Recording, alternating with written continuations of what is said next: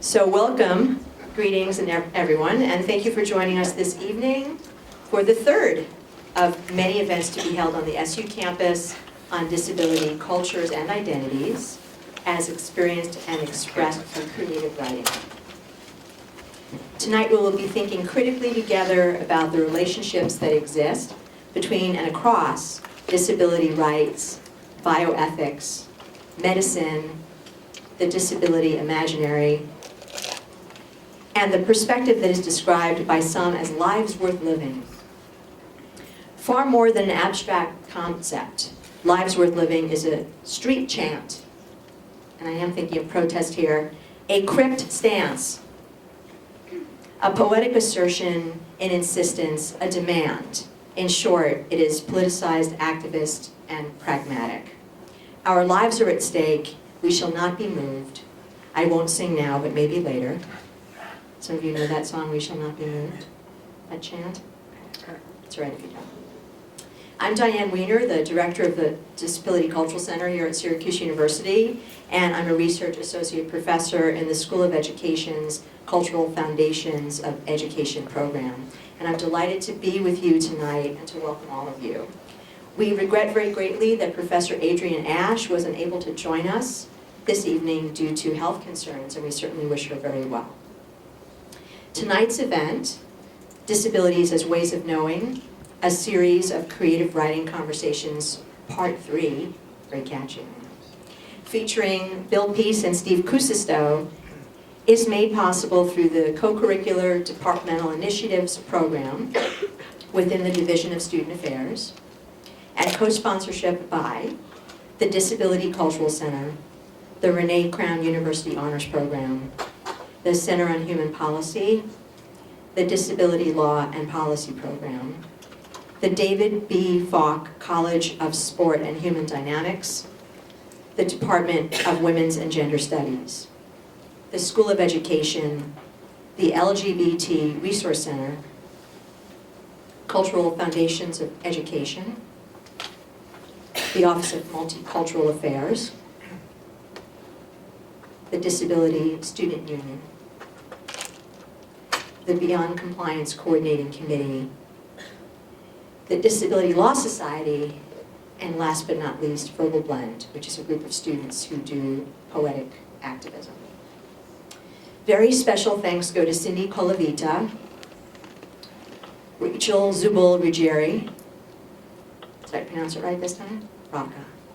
Riddell Roberts, Monique Gadwa, Steve Singer, Ethan Lewis, Gabby Goodsell, Neil Coffey, and the crew of filming tonight from VPU, the Video Production Unit.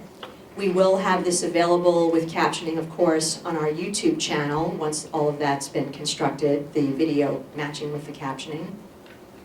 We have a remote cart provider here tonight, Alan, I believe, who works with Doreen Radin.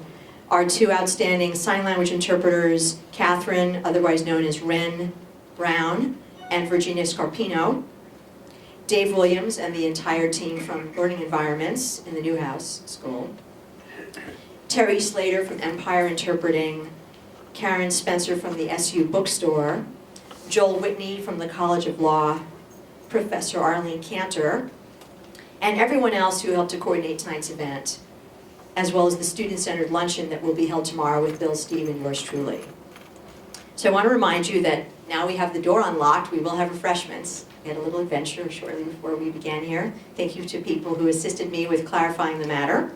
So we will have refreshments following our program, and books will be available for purchase, and in Steve's case, for signing.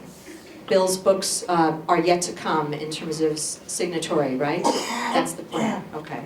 So these activities will take place in Whitehall, room 366, otherwise known as the Heritage Lounge. And it'll start at 6:30 approximately and end at 7:30. So now I have the enormous privilege and pleasure of introducing you to this evening's distinguished conversational partners, also my friends and colleagues, William and Stephen. William J. Peace has a PhD in anthropology from Columbia University. His research interests include the impact the Cold War had on anthropological theory, bioethics, disability studies, and body art and modification. Peace has published in a diverse number of peer-reviewed journals and is the author of the definitive biography of Leslie A. White. Bill also maintains the widely read blog known as Bad Cripple. I encourage you to check it out if you're not familiar with it.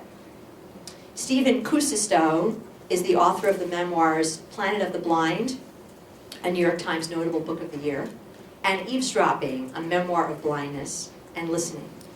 And of the poetry collections, Only Bread, Only Light, and Letters to Borges, which we actually launched in Syracuse in its wonderful publication when we had Disabilities as Ways of Knowing Part 2 in the spring with Jim Ferris, Lori Lambeth, and Steve Kuusisto. Copies of Letters to Borges and of Planet of the Blind will be available in white, room 366, otherwise known as the Heritage Lounge. A graduate of the Iowa Writers' Workshop and a Fulbright Scholar, Stephen has taught at the University of Iowa, Hobart and William Smith Colleges, the Ohio State University, and certainly at Syracuse University. He currently directs the Renee Crown University Honors Program at SU, where he holds a professorship in the Center on Human Policy, Law, and Disability Studies. Stephen's work has been translated into more than a dozen languages, and he is a regular contributor to National Public Radio's All Things Considered, and is a frequent speaker on disability and diversity issues around the United States and abroad. I also happen to know that he's currently writing a text on guide dogs, and is that Simon & Schuster? Am I remembering correctly, Steve? And another memoir, I believe, is also in the works, right? So I'm going to say, take it away, Bill and Steve. So a warm round of applause for our distinguished guests, and thanks again for joining us. Thank you very much, Diane, not only for that gracious introduction, but for all the work that you and students and colleagues have done behind the scenes to make this event possible. Considerable amount of work indeed. So I salute you and thank you again. And thank all of you for coming out on a cold night. It's almost winter. It makes the inner Finn in me very happy. Yeah, I may be the only one. I am not a bioethicist. I'm an American poet. But I have been writing about disability and issues of disability in public policy for a good 25 years.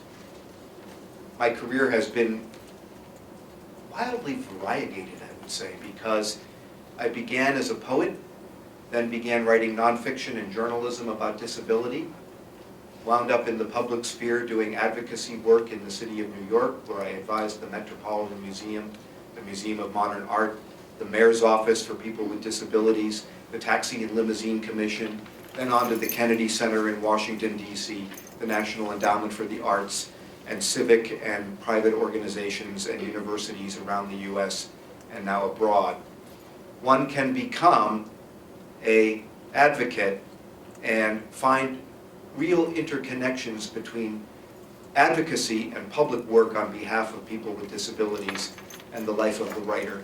And so my writing has changed over time to include blogging. My blog is called Planet of the Blind. I took the title from my best-selling memoir. That blog is now read around the world and has much greater readership than many of the poetry publications I've historically submitted work to.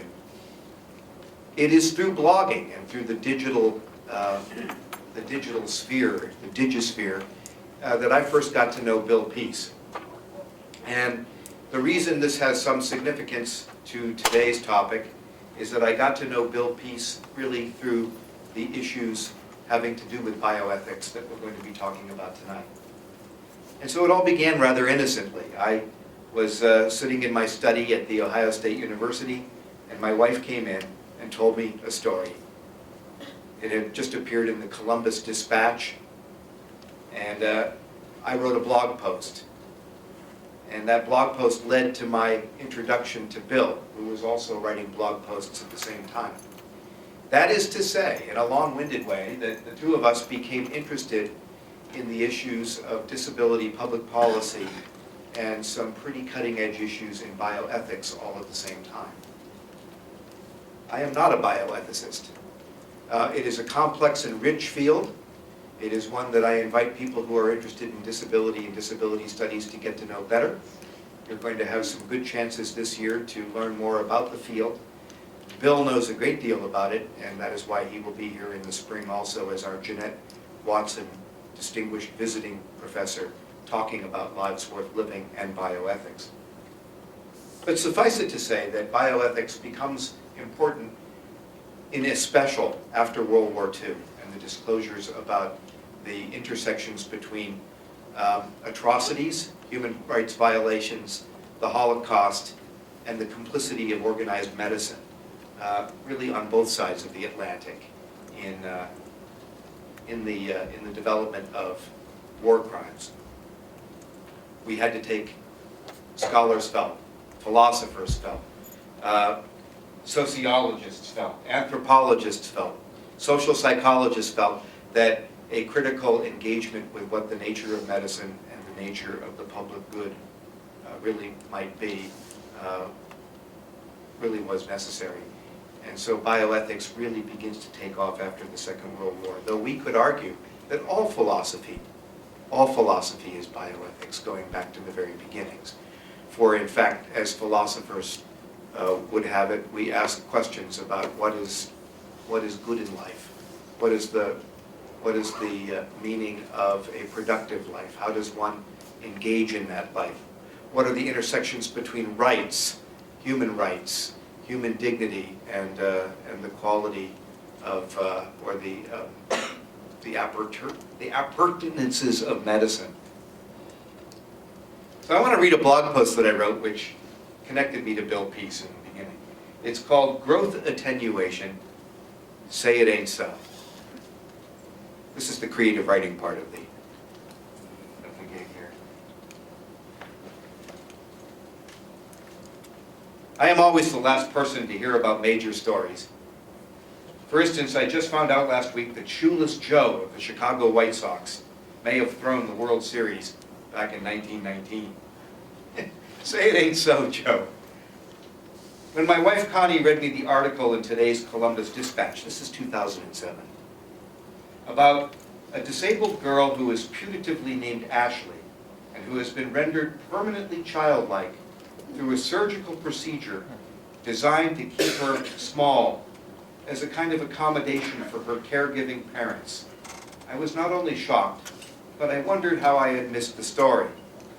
There are already a number of significant posts on disability-related blogs having to do with this, and I want to suggest that readers of this site explore what many disability bloggers are saying about the matter.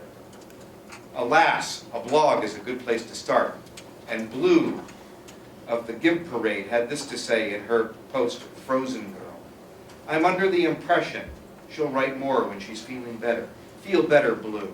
Here is another post, here being the blog of Wheelchair Dancer. She also had this to say, and this. These are all links. I am not a medical ethicist, nor am I the caregiver of a profoundly disabled person who is largely immobile and who is additionally a mentally disabled person. Nevertheless, after hearing this story this morning, I found myself shuddering, and I said to Connie, this is just plain wrong. Ashley's parents argue on their blog, this is how they revealed it on a blog, that a medical procedure they called the Ashley treatment, that they requested and which was in turn performed, and that was designed to keep their, quote, pillow angel, end quote, forever small, was a necessary and entirely utilitarian operation. The girl's uterus was removed. Her breast buds were removed. She received major doses of hormones, all to assure that she will not grow into adulthood. The utilitarian aspect of her parents' argument is that if Ashley were to grow into an adult, she would be difficult to transport. She would be heavier in bed. She might have worsening bed sores. If she became a grown woman, her parents wouldn't be able to carry her from place to place. As you read the associated blogs and news stories, you'll see that several medical ethicists have weighed in to say that the entire procedure is troubling. I teach disability studies, and I'm certain we'll be talking about this case in class next week. I wish only to say the following as a measure of my personal alarm about the story. My sister, who is a physician, took the Hippocratic Oath. I was there when she took it. The primary principle of medical ethics calls upon physicians to do no harm. I'll leave aside the utilitarian dimension of Ashley's parents' argument that by keeping her small, they can better care for her. That position is uncontestable, and consequently, in rhetorical terms, it's made of what the Greeks call logos, which is to say, it sounds true. But this assertion is also tinged with what the Greeks called pathos, which means that the argument is driven by an emotional component. Her parents call her their pillow angel because she's good and quiet when she's lying in her bed. The figuration in this appellation is obviously sentimental and infantilizing, and the Greeks would be hip to this as a tricky emotive plea within the tenor of an argument. Pathos is always to be distrusted, as Aristotle well knew. I simply want to add that when we do potential harm to another being, we are straying from the accepted and ethical criteria of medicine. To pretend that by keeping Ashley small, her parents are doing her a service is to confuse their own desire for an accommodation with the real story of Ashley's life. That's my view, and I'm sticking to it. I am blind. My wife has fabulous eyesight. Perhaps it would be more convenient for me if Connie was blinded by a medical procedure so she could know the daily frustrations I experience around our house. Perhaps if she had to walk in the rain to get the public bus that always seems to come late, well, that would be good for our relationship. And Connie would then likely have a guide dog, as I do, and we'd go everywhere together. When we imagine that by means of surgery and drugs we're doing a good thing, by making another person's body and life fit our own convenience, we are essentially confusing utility with ethics. Ashley, who cannot speak for herself, has been rendered an object in this process. Those in the medical ethics and disability communities who see a connection between this procedure and eugenics are, in my view, not wrong. I'm very troubled by the story, and I sense that my gut reaction is truly the ethical position. And then I have a whole host of links under this post back in 2007. It's through that post that Bill and I made contact. And we have become literary companions, colleagues, correspondents, disputants, and he has, of course, with a really rather superior sense of engagement with the field of bioethics, been, as they used to say back in the 60s, turning me on to the complexities of the field. I now see today 5 things I should have said in that post, because I've learned a great deal through knowing Bill. But that was the entry into our conversation together about lives worth living, embodiment, disability, subjectivity, the emergence of bioethics, and the discord that disability and bioethics have historically had, and which continues to reverberate as discord in public space. So that was the beginning for me. Let me pause there and invite Bill into the conversation, as I know he has some things to read. We're then going to move on to talk about a very critical issue involving life or death decisions that Bill had to make, and we'll read some from our respective blogs about that. And finally, we're going to talk about Adrienne Asch. Thank you. The most important thing I have to say tonight is I am not a bioethicist. I am an anthropologist that got sidetracked because of the Ashley treatment, and my son. Because I told my son after I heard about the Ashley treatment, I should blog about this. And given the honesty of teenagers, he said, "Dad, you're far too stupid to start a blog." So I said, well, no, I don't think I am. I first heard about the Ashley treatment on a Sunday afternoon when I was vacuuming. I hate vacuuming.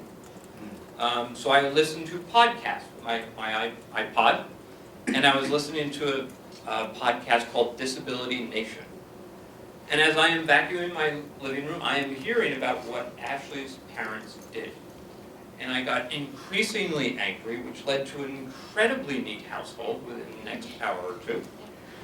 But I couldn't let it go, and I called a friend, and he said, well, why don't you write about it instead of just bitching about it? So that's exactly what I did. And it just stunned me. It made a radical change in my career. I was very happy flying all over the United States as a theoretical anthropologist, going to various archives and harassing the FBI into releasing documents. And from that day forward, I've really been primarily interested in disability studies, bioethics, and body art modification. And the stigma associated with anybody that's different, not just people with a disability, but people who knowingly change their body in a very different way. But to return to the story of Ashley X in that January, I got really mad, and I wrote the following. I am a bad cripple, one who for the last week has been very angry. What is a bad cripple?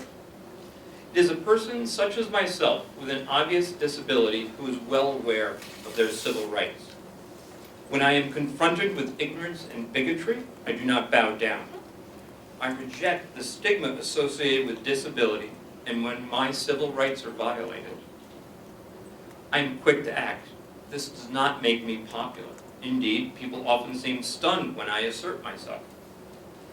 People characterize me as angry because they fail to understand my anger does not stem from disability, but from the social inequities that I, as a disabled person, encounter. In short, disability is not a medical problem. It is a social malady. My advisor at Columbia University used to tease that he had a social disease. This is why I've been so upset this week. I read and heard about a story I cannot get out of my mind. It's called the Ashley treatment. Ashley is a mentally and physically disabled 9-year-old girl who is subject to surgery and hormone treatments to prevent growth and render her body childlike for the rest of her life. Her parents sought out this extreme treatment because they had the best interest of their daughters in mind. If I have learned one thing in my life as a disabled person, it is that when someone else has my so-called best interest in mind, I am in deep trouble. Let me be blunt. The so-called Ashley treatment is morally reprehensible. All involved in the extreme treatment she was subjected to have been caught playing God. The Ashley treatment affects not just one girl in Seattle, but all people, those with and without a disability. Doctors have established a precedent with Ashley. It is ethically and socially acceptable to mutilate the bodies of disabled people. What Ashley and her doctors have failed to grasp is that all disabled people share a common bond.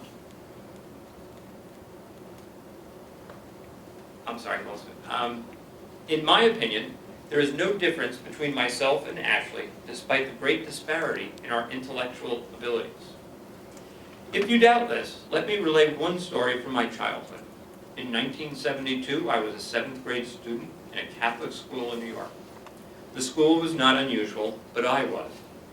I had a rare neurological condition that was beginning to take its toll on my ability to walk. Shortly after school started, I vividly recalled homework being handed out, and a nun came over to me and said, "You no longer need to do homework because you are one of God's special children." I was delighted. That's why he's my friend. This was a good deal. When I got home, I loudly announced that I had no homework in that needling tone kids use to annoy their siblings. My mother asked me why, and I repeated what the nun said. My mother looked stunned. I could see the steam coming out of her ears. Within a few minutes, she was out the door, and when she returned, she told me that I was going to public school tomorrow.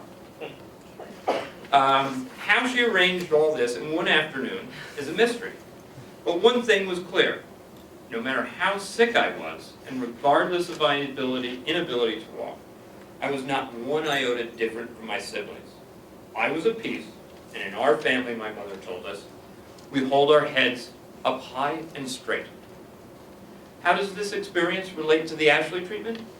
My parents perceived me to be a human being and forcefully rejected the stigma associated with disability. They considered me equal to my siblings and peers and protected my civil rights. In contrast, Ashley's parents are grossly selfish and have thoughtlessly accepted dominant sociocultural norms about disability. They have cast themselves as martyrs in the face of heart-wrenching tragedy.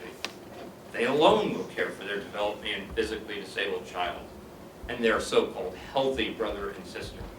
Gee, aren't they great? No.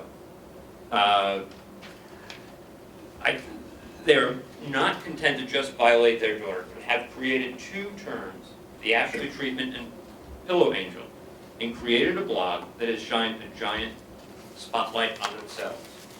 In choosing this course of action, I consider the parents to be modern-day Frankensteins, or a perverse modern Prometheus, as Shelley's 1818 classic novel was subtitled. After I wrote those words, I got about 500 emails in 24 hours, and I knew I was onto something. The Ashley treatment exploded in the press. It turned up on CNN, NBC, ABC, those talk shows, the Talking Heads parade. It turned up in the newspapers and magazines. It was widely debated. And the doctors that were responsible for the treatment found themselves on CNN. And it was really fun to watch them like deer in the headlights, because they were really grossly unprepared for the national spotlight. Yeah. What was really interesting is that, I was at Ohio State at that time, and I had just built the Disability Studies program with my colleague Brenda Brueggemann, and I knew a number of physicians, so I went and talked to people on their medical ethics board, and they were unanimous that this would never have been performed at Ohio State. How interesting, because Children's Hospital in Seattle has a great reputation. Children's Hospital, this was particularly upsetting. Children's Hospital of Seattle is one of the top 10 centers for really intense pediatric care, or if you have a child with a highly unusual problem, this is where you would go if you lived on the West Coast or even into the Midwest. The fact this got by a 39 panel ethics committee. 39 member panel on a medical ethics committee is deeply disturbing to me. What went on in that meeting? And with these medical ethics panels, we don't know. And that's equally disturbing to me. How could 39 people, 39 educated people, permit this to take place? Well, you know the answer. No, enlighten me. Well, you've certainly, at the Hastings Institute, spent some serious time thinking about this. So speculate for us. People with a disability are simply not valued. Healthcare is a commodity, and we are a drain on that healthcare. Without being valued, without being productive, we have no place in society.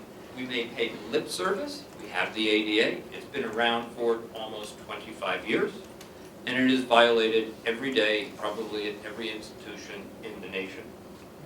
Until we make a larger philosophical change where we want to include all people that are different, not just people with a disability that are different, until we accept the other as not being a threat that has value in American society, we will continue to go down this path where lives are going to be lost. And that's the frightening part of this, is that how many lives have been lost. And this is a human rights violation that no one's talking about. And the untold number of people that have not lived simply because they had a disability or different is a staggering toll for us to accept. So let's segue from that, that's a perfect segue moment, to the essay that you wrote about your own hospitalization just a couple of years ago. This issue of disabled life not being valued in the medical context came home to roost for you in a very profound and personal way. Why don't you talk about that? All paralyzed people have to be very careful about bladder and bowels and skin. I have been paralyzed for 32 years and I have not had a single wound. In the fall of 2010, I did my usual skin check and I saw my right hip was very red. I looked at it the next day and it was fire engine red. The following day, I pushed really hard against my skin and my flesh just melted away and a puddle of black goo came out. And I kind of looked around and I could see my hip bone. I had a stage 4 massively infected wound with MRSA. It was fairly frightening. So I found myself at the local hospital, which has a very good reputation. I was critically ill. I was not in an intensive care unit, which meant that's really good. But I was clearly looking at a very long-term recovery. So there I am, 2 o'clock in the morning, and a hospitalist comes in to give me medication because my sole concern at that moment was not throwing up. I'd been vomiting for hours and hours after a bloody debridement process, so I was very sick. And a hospitalist came to visit, and a hospitalist is, you get checked into a hospital and your doctor drops off the face of the earth. And a physician is now charged with your care, and in the 3 weeks I was there, or almost 4 weeks, I probably saw 50 different hospitalists. Continuity of care is absent. Knowledge of who I was as a person is absent. So in this situation enters a hospitalist, and I'll read from a paper I wrote in the Hastings Center Report, and it appeared in press for only one reason, is because Rebecca Garden prompted me to write it, and she helped me recover because this experience shattered my confidence. So let me read. The hospital asked me if I understood the gravity of my condition. Yes, I said, I'm well aware of the implications. He grimly told me I would be bedbound for at least 6 months, and most likely a year or more. That there was a good chance the wound would never heal. If this happened, I would never sit in my wheelchair again. I would never work. Not close to done, he told me I was looking at a life of complete and utter dependence. My medical expenses would be staggering. Bankruptcy was not just possible, but likely. Insurance would stop covering my wound care well before I was healed. Most people with the type of wound I had end up in a nursing home. This litany of disaster is all too familiar to me and others with a disability. The scenario laid out happens with shocking regularity to paralyzed people. The hospitalist went on to tell me I was on powerful antibiotics, and that could cause organ damage. My kidneys or liver could fail at any time. He wanted me to know that MRSA was a life-threatening infection, particularly because my wound was open and deep and grossly infected. Many paralyzed people die from such a wound. His next words were unforgettable. The choice to receive antibiotics was my decision and mine alone. He informed me I had the right to forego any medication, including life-saving antibiotics. If I chose not to continue with the current therapy, I could be made very comfortable. I would feel no pain or discomfort at all. Although not explicitly stated, the message was loud and clear. I can help you die peacefully. Clearly, death was preferable to nursing home care, unemployment, bankruptcy, and a lifetime in bed. I am not sure exactly what I said or how I said it, but I was emphatic. I wanted to continue treatment, including antibiotics. I wanted to live. This exchange took place in 2010. I never told my family or friends what transpired. I never told the surgeon who supervised my care. I never told the wound care nurses who visited my home every other day. I was bedbound for months on end, and in fact I was in bed for 9 months. My wound and subsequent recovery, though, shattered my confidence. But thanks to the support of my family, I narrowly avoided the outcome that the physician described. But he was correct in much of what he told me. I was bedbound for nearly a year. Insurance covered few expenses. I took a financial bath. But the underlying emotion I felt during my long and arduous recovery was fear. My fear was based on the knowledge that my existence as a person with a disability was not valued. What I can also say is, the night after this incident, I asked the RN to put on my chart that I had a PhD, that I had published work, I had a son, although I was now divorced. I then called up all my siblings and I said I needed help. And all my siblings came to visit me every day, around the clock in terms of time. No one on that floor knew when my siblings would show up. It could be 2 in the morning, 3 in the afternoon, or 8 a.m. It was the first time in my entire life I was really glad to come from a large Irish Catholic family. But it truly was a devastating experience. And I cannot emphasize enough just how shattering it was to my confidence. Because essentially, my life really was deemed not worthy. And I really internalized that and felt it was all my fault. I'd like to read a letter I wrote in response to Bill's essay, which appeared in the Hastings Center.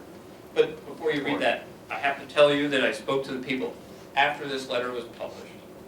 And they said it was the best letter the Hastings Center report ever received. Reading William Peace's essay on disability and hospitalization offers a study of fear, stigma, alienation, and the social politics of physical difference. A slumgullion of inhumane circumstances that should properly make the reader as sick as the narrator. A man with a severe post-surgical infection who happens to be a wheelchair user is counseled in the utilitarian art of ending his life, not because his pain is unendurable, though it's vastly unpleasant, and not because his prospects of recovery are impossible, but because the hospitalist can't imagine why life with a disability is worth fighting for. Accordingly, an educated and softly paralyzed man finds himself at the intersection of medicine, health insurance, and efficiency experts. One wants to add, and all without leaving his bed, for he's trapped in excruciating pain and for the time being incapable of flight. One tries to take a contrarian view, the bedside counsel, less counsel really, more of an aggressive hint that ending the prospect of a long, slow, excruciating, and financially perilous recovery might be wise and is well-intentioned, but this position depends on the adoption of paratactic positions that do not withstand scrutiny when paired with whatever we mean by, quote, non-disabled life, end quote. Let us suppose that you do not have a disability. You have broken 22 bones in an automobile accident. You have been reassembled with plates, screws, wires, skin grafts, and you are facing the prospect of months in traction. I submit reliably that no one would hint that you might want to slip your mortal coil. Let's further suppose that given the above conditions, you might also require a prosthetic foot, just for argument's sake. Again, no one would imagine your life is not worth living. What's clear is that Mr. Peace was counseled against going on because the idea of being happily paralyzed was inadmissible to his advisors, a matter that has nothing to do with life. And by life, one means real life, which is always in daily, unpredictable, capricious, filled with small or large disappointments, physical and emotional pain, and an admixture of hope and fear, not always in equal measure. When is a failure of imagination dangerous? When that failure is driven by metaphorical thinking that cannot conceive of the prospect of joy in others. Worse, when metaphorical thinking creates classes of people. Neither of these conditions or preconditions has anything to do with medicine. And that is the most disturbing thing about William Peace's narrative. That he could be offered suggestive counsel to end his life has nothing to do with medicine at all. Superstition, yes. Class consciousness, yes. A shrill brand of normativity, yes. No medicine in sight.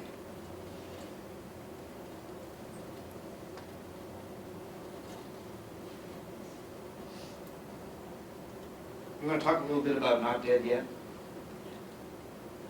Yes. I am on the board of directors of Not Dead Yet. It is a small grassroots organization dedicated to opposing laws for assisted suicide. The organization has been around since Jack Kevorkian. It was created because of Jack Kevorkian.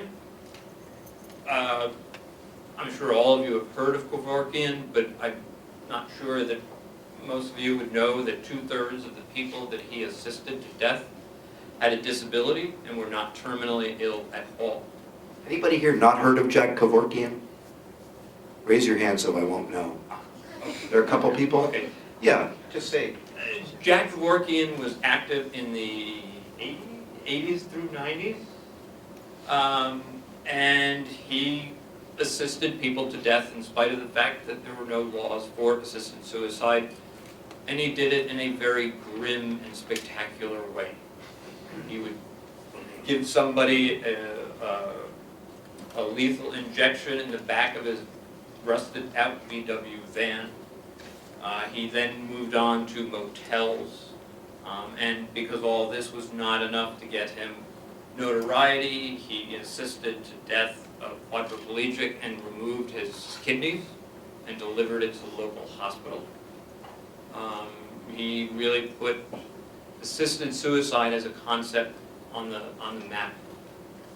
Very, very controversial spectacle is what you really want to think about with Jack Kevorkian. No substance, lots of spectacle. And to a large degree, to this day, this is what Not Dead Yet does, is oppose that spectacle. To really talk about who is vulnerable when we start passing assisted legislation for suicide. And it's been on the books for about 10 years in Washington and in Oregon, called kind of the Belgian contingent of the United States. Obviously here, Belgium is, it is illegal to end your life if you're mentally competent after the age of 18.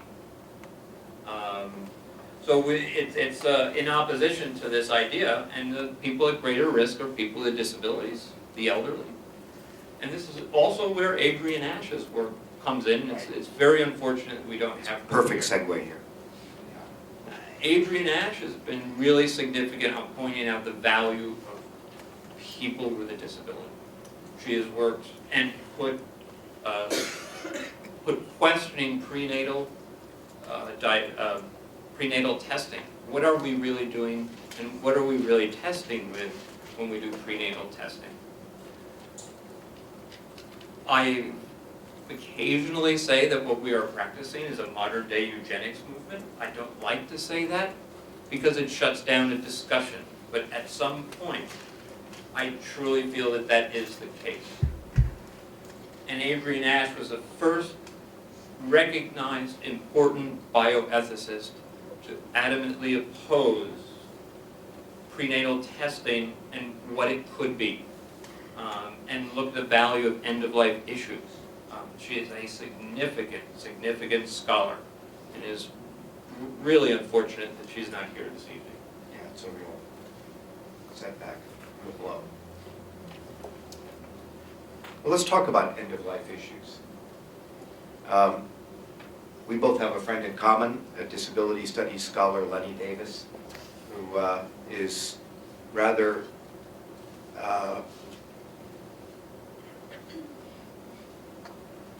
outspoken about the right to die with dignity. He believes that the right to end your own life is an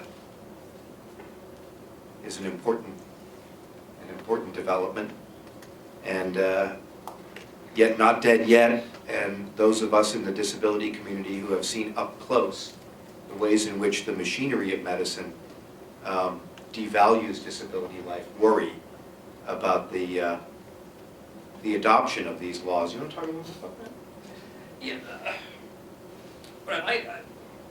This afternoon I was reading, and I went to the Compassion and Choices website, and that's the largest pro-assisted suicide organization in the country. Used to be the Hemlock Society. Somehow that didn't sell well. So we come to be Compassion and Choices. They consulted with George Herbert Walker Bush. Bush, yes.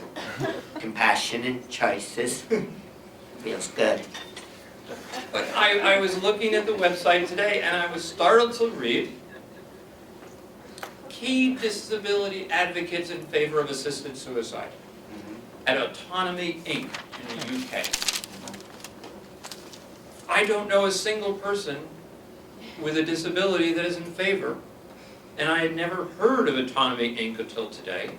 And yes, indeed, they are in favor, but I would say they are not the leaders in disability rights, but a pocket of people that happen to live in the UK, and this is what Compassion and Choices picks up on. Now, if you feel like I'm picking on them, I am, but I'm not picking on them per se for what they've done. They're twisting things to be in their favor, and that's fine. But what to me it really highlights is less about disability, but about how badly Americans die. And because so many of us die poorly, it is given an opportunity for us and for others, like Compassion and Choices here, to push forth the idea that we have a right to die. I don't think we have a right to die, it's an inevitability. And I think if we had a vibrant national discussion of the sort that Adrienne Asch has been trying to push through much of her scholarship, we wouldn't need a society that has compassion and choices. We wouldn't need 3 states that have legalized assisted suicide. And this is something that is a much larger problem, but we, people with a disability, highlight the interconnectedness with others. And it undermines, to a degree, our very narrow conception of autonomy. What is autonomy? Autonomy is a rugged individualism. It's the Marlboro man on his horse, you know, in the ads from the 60s for cigarettes. What people don't want to look at is an idea called situated autonomy. That we can be autonomous within our own sociocultural settings. My house is very accessible. I have no barriers in my home. Steve can go anywhere in the world with his dog, see guide dog Nero. It's a different form of autonomy, but it's autonomous, and we really need to expand our understanding of what autonomy is, and as well as, do we really need these laws? And when you look a little deeper and you go below the surface, you find out people die and choose to end their life not because they're in pain. They do so because they fear losing their dignity and their autonomy. And those are not good reasons to die. It's not good reasons to pass assisted suicide legislation. It's why Adrienne Asch, Not Dead Yet, and many other organizations that oppose assisted suicide are so important. I think it's interesting that in the United States, we have the Jeffersonian opportunity to pursue happiness. And we are the only nation in history to have embellished that idea and to have placed it in our national, in our nation's ethos. The interesting word is pursuit, right? That is to say, we're not guaranteed happiness. That would be socialism. We're given the pursuit of happiness, which is a nice capitalist idea. You can work toward it. You have the right to work toward it all you want. Well, I frame that only because we have this debate going on in the United States. It's raging right now with Obamacare, but it's always been present in the U.S. The issue is medical care and the consequent rehabilitation services and supports that go with medical care. Are these things rights? Are they human rights? In other words, we have the right to pursue happiness but not to live in dignity. And those things run against each other in very complex ways. Bioethics not only critiques and examines and interrogates these ideas, but it does it at a global level, which is to say, people in developing nations have the right to health care. But what kind of health care? People in the United States may have the right to health care, but how does it get implemented, and how is it democratized? How is it made ethical across the spectrum? We're going to bring Sherry Fink here in the spring. Sherry is a Pulitzer Prize winning journalist and writer for the New York Times. She's got a brand new book out called 5 Days at Memorial about Hurricane Katrina and the devastating life and death decisions that were made at a hospital in New Orleans. If you haven't read the book, I urge you to go out and get it. You'll be amazed to discover that life and death decisions were rendered with extraordinary capriciousness. And if I could just add to Steve's comment, growing up I went through the medical mill, and I feel comfortable to say I truly suffered. I suffered physically. I don't think pain is a great thing. I don't think it's a good thing. I don't like suffering, but we seem to have a real fear of suffering, a real fear of losing control, particularly at the end of life. I would suggest that there's nothing particularly wrong with suffering. I can say in 2010, it was the hardest experience I ever had. Just imagine going into your bedroom tonight, closing the door, and don't emerge for a year. That's a devastating experience, even for a curmudgeon like me. But I've learned from that experience. I'm a better person for it. I'm a more productive scholar. I'm a more empathetic person. So I find this a curious American phenomenon, the pursuit of happiness, but the other side of that coin to me is avoiding fear and suffering, or avoiding pain and suffering, I'm sorry. And there is something to be said for that. Maybe this is just my Catholic roots coming out, I don't know. But it is something to think about. And I think, from my experience, the only thing I've gotten out of it really has been good.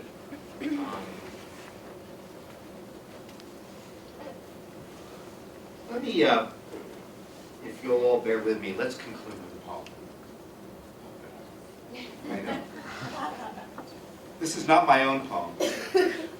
Can we do it with some sort of anthropological analysis? I know. This is a poem by Marvin Bell, my teacher at the Iowa Writers Workshop. What's that? That's your answer. Yeah. I'll conclude with this poem and then we'll have Q&A. This is called Poem After Carlos Drummond de Andrade.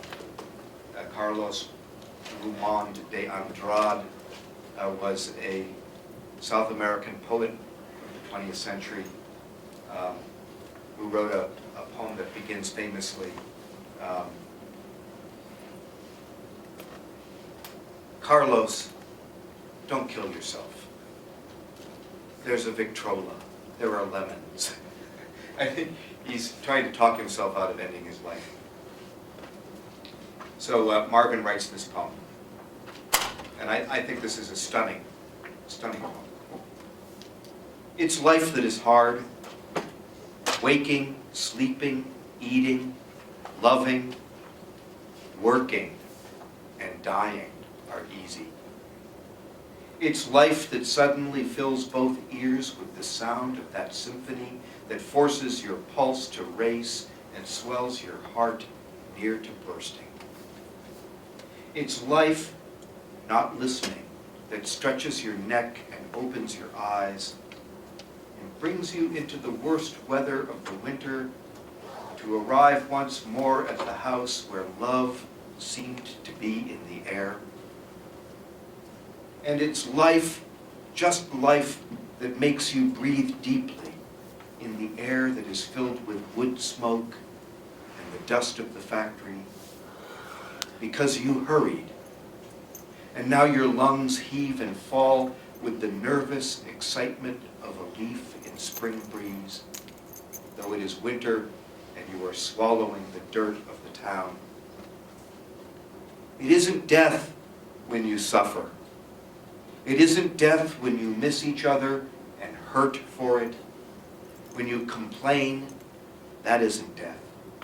When you fight with those you love, when you misunderstand, when one line in a letter or one remark in person ties one of you in knots, when the end seems near, when you think you will die, when you wish you were already dead, none of that is death. It's life, after all, that brings you a pain in the foot and a pain in the hand, a sore throat, a broken heart, a cracked back, a torn gut, a hole in your abdomen, an irritated stomach, a swollen gland, a growth, a fever, a cough, a hiccup, a sneeze, a bursting blood vessel. It's life, not nerve ends, that puts the heartache on a pedestal and worships it. It's life and you can't escape it. It's life and you asked for it. It's life and you won't be consumed by passion. You won't be destroyed by self-destruction. You won't avoid it by abstinence. You won't manage it by moderation, because it's life. Life everywhere. Life at all times. And so you won't be consumed by passion. You will be consumed by life. It's life that will consume you in the end.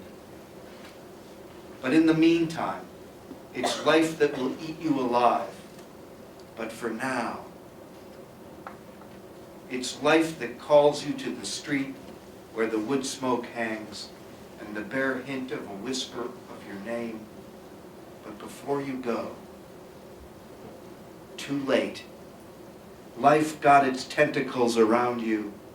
It hooks into your heart, and suddenly you come awake as if for the first time, and you are standing in a part of the town where the air is sweet, your face flushed, your chest thumping, your stomach a planet, your heart a planet, your every organ a separate planet, all of it a piece, though the pieces turn separately. Oh, silent indications of the inevitable, as among the natural restraints of winter and good sense, life blows you apart in her arms.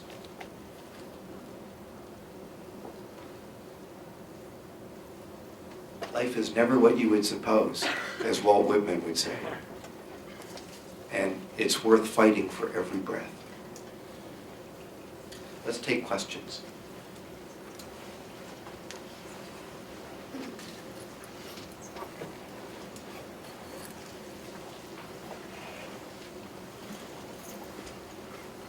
Hi there.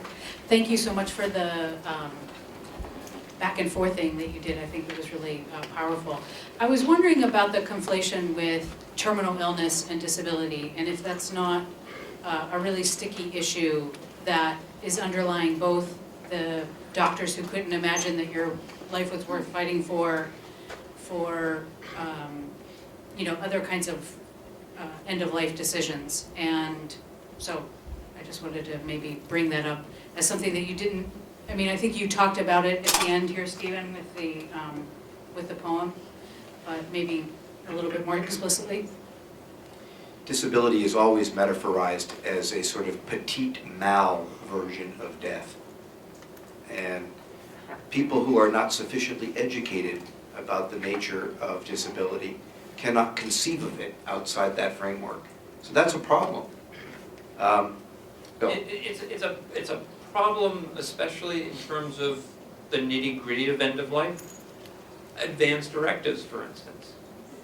If you don't put a lot of thought in an advance directive, it's not helpful.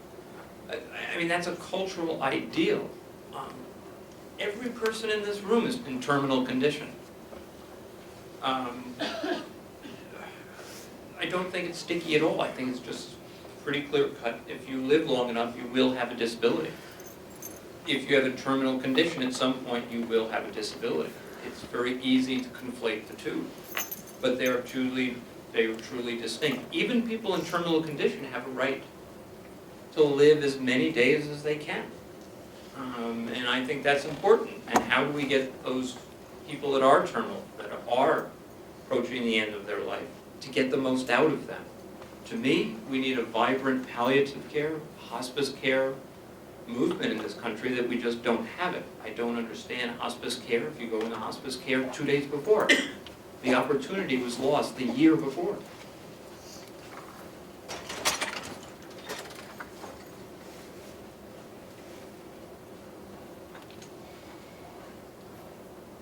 Hi, this is actually more of a medical ethics issue. I wondered if both of you have heard about the recent case of the young man who had his vocal cords cut, the young autistic man, and what your thoughts were about this. Well, I blogged about it right away and came at this from the context of two of my friends who are non-speaking autists. And my take on that procedure is that it was as unethical as the Ashley X treatment. When I wrote about it on my blog, one of the things I said was that according to what I've been able to ascertain about the case, the parents made the decision within a medicalized,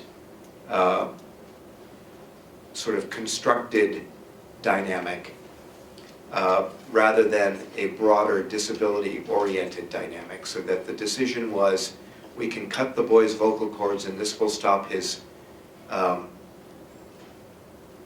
loud ululations and screaming, which will make the parents much happier, and it'll presumably, allow him entrance into the world.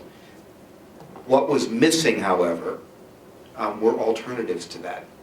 The guide dog school, for instance, that my dog comes from, trains dogs for autistic children to help calm them and allow them a new way into the world. It seems to me that no alternatives were tried. So from my standpoint, the whole thing is fraught with real problems. And I was horrified by it. If I could add here, the bioethicists that were called in signed off on this because the cutting vocal cords could be reversed. They could give the child's voice back, and hence it was completely different from the Ashley treatment, which I found really a fairly remarkably twisted way of thinking about it.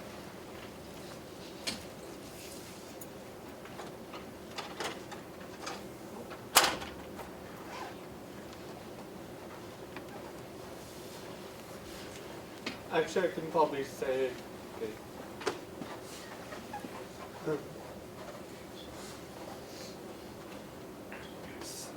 so I have a question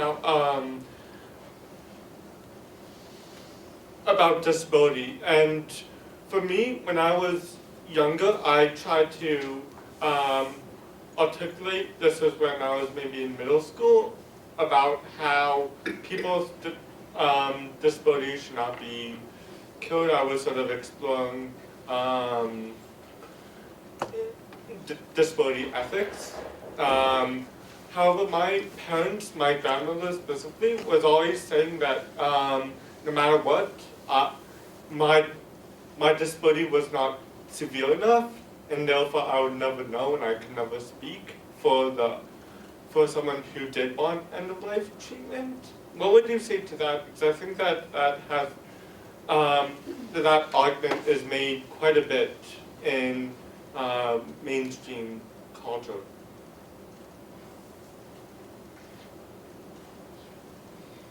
I think we're having a little trouble understanding the tenor of the question, that owing to your disability, end-of-life issues would affect you in a particular way?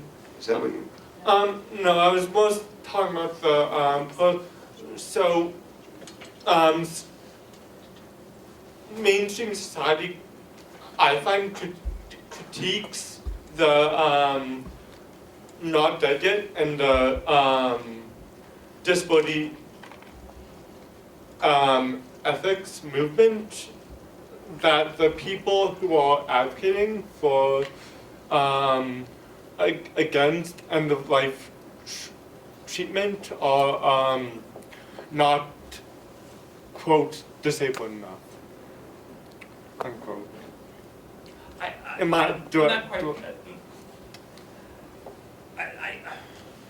not quite sure what you're trying to get at, but what I could say that I kind of reject the idea of comparative suffering. I think all people with a disability share something in common. The root cause of discrimination is all the same. I know I have taken a lot of criticism from other people with a disability, and I have been labeled on occasion able-disabled, that I have a privileged body because I'm able to ski and kayak and bike, and that I am not disabled enough to really have a voice here. I think that's a disingenuous way of really splintering people with a disability from becoming a political force. And until we reject a medical model of disability and focus on a social model and all the inequities that all people with a disability encounter, the odds of really progressive social change are severely limited. Thank you. That really, I was really just wanting to hear your argument maybe against those people who may argue that, and I think you did. Thank you.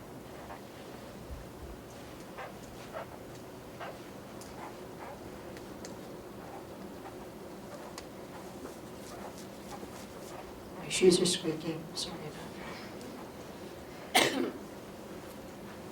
So today in teaching first-year medical students in a bioethics class, we were focusing on healthcare finance, and one of the readings was an argument against rationing that is age-based, and the argument went that it's not ethical to ration healthcare on the basis of age because a lot of people who are older than 60 or 65 are not retired and not disabled, and they're still productive in society.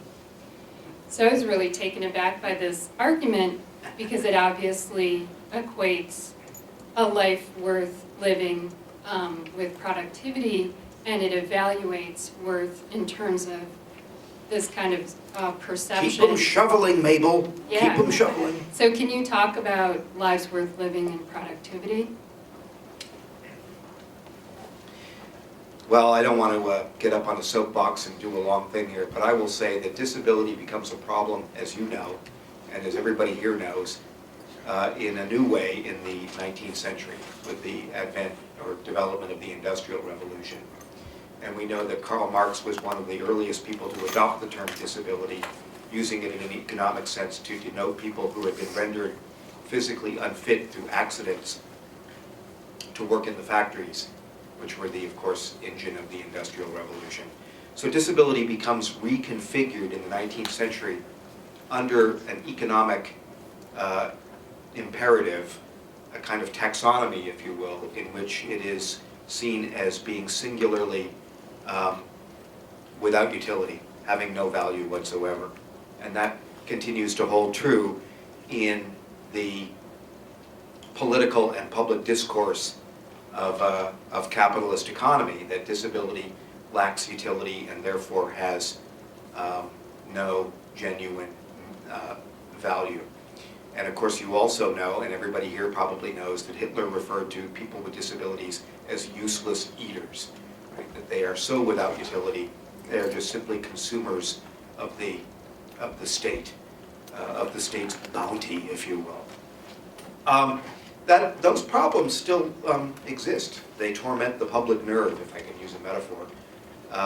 And we have to be very forthright, I think, in the kinds of pedagogical opportunities we have to say, well, these value assignments actually come out of class warfare, and they have a great deal to do with economics, but very little to do with what we might call a broader, more moral and ethical vision of life.